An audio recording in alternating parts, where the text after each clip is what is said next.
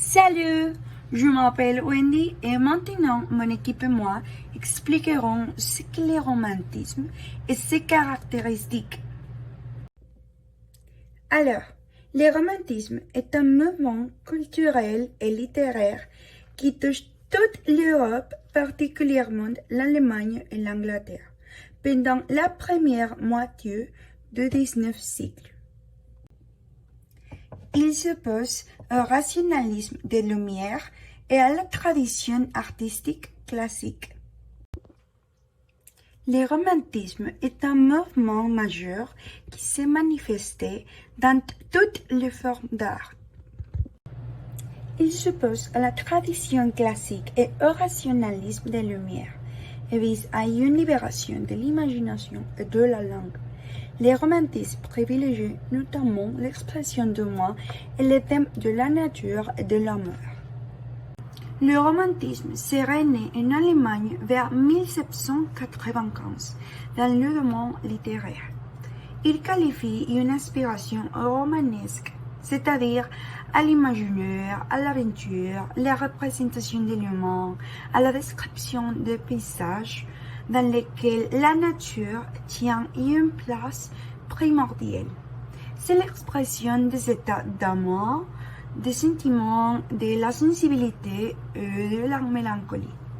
Salut, je m'appelle Hélène Hernandez et je vais parler du contexte politique, économique et social du romantisme. Le romantisme voit l'avènement difficile de la démocratie. À la chute de Napoléon se met en place la monarchie constitutionnelle de Louis XVIII, puis Charles X qui reconnaît quelques droits démocratiques. En 1830, une révolution populaire permet à la bourgeoisie libérale de porter le roi Louis-Philippe au pouvoir. C'est le début de la monarchie de Juillet. En 1848, une autre révolution instaure la Seconde République jusqu'à coup d'État du 2 décembre en 1850, par lequel Louis-Napoléon Bonaparte s'empare du pouvoir. Le régime autoritaire de Napoléon III dure jusqu'à la guerre franco-allemande de 1870. En Europe, le romantisme se développe au même temps que des mouvements de libération nationale dont il exalte les valeurs. La révolution industrielle modifie en profondeur les conditions du travail et le cadre de vie d'une grande partie de la population. C'est sans doute la force du classisme en France et l'immobilisme des institutions littéraires alliées à un certain conservatisme littéraire, social et politique qui explique la naissance tardive du romantisme français. Je m'appelle Susanna et je vais parler du contexte historique. Les mouvements romantiques trouvent sa source dans la littérature du Nord, ouvert à la liberté, à la sensibilité et moins imprégné du classicisme que la littérature française. Les romantistes dominaient le Sarre pendant toute la première moitié du XIXe siècle. Ce cycle voit l'événement difficile de la démocratie à la chute de Napoléon en 1815. En 1830, une révolution populaire portait Louis-Philippe au pouvoir. Cette instabilité politique entre en profonde malice que les artistes romantiques nomment le mal du cycle, le var des passions ou encore le spleen. Le corps, la sensibilité et l'imagination ont dominé la première partie du XIXe siècle. Bonjour, je m'appelle Nathalie et aujourd'hui je vais parler de Victor Hugo.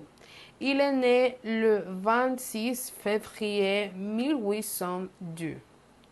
Le point suivant est naissant de sa passion pour la littérature. À peine âgé de 14 ans et passionné pour les lettres, il écrit « Je serai Chateaubriand ou rien ». À la tête d'un cercle d'écrivains romantiques, le Cénacle.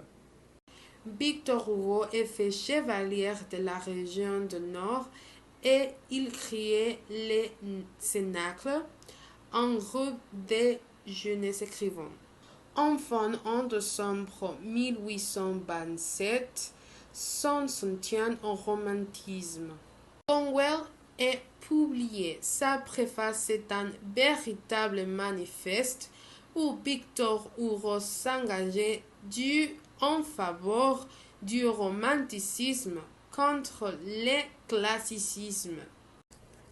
Alfred de Musset.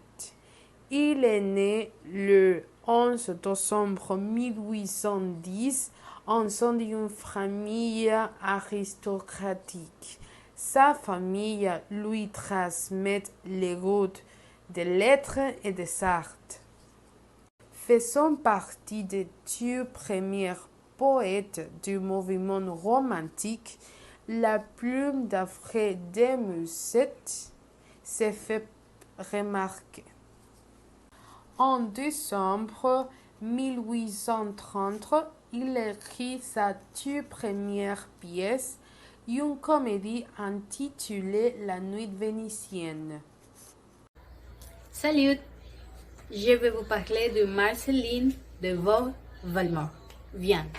Elle naît le 20 juin 1786 à Douai, dans le nord de la France. Son premier recueil, Élégies et romances, est publié en 1819. Cet ensemble de poèmes la fait connaître et est appréciée dans le monde littéraire. Elle reçoit plusieurs prix académiques.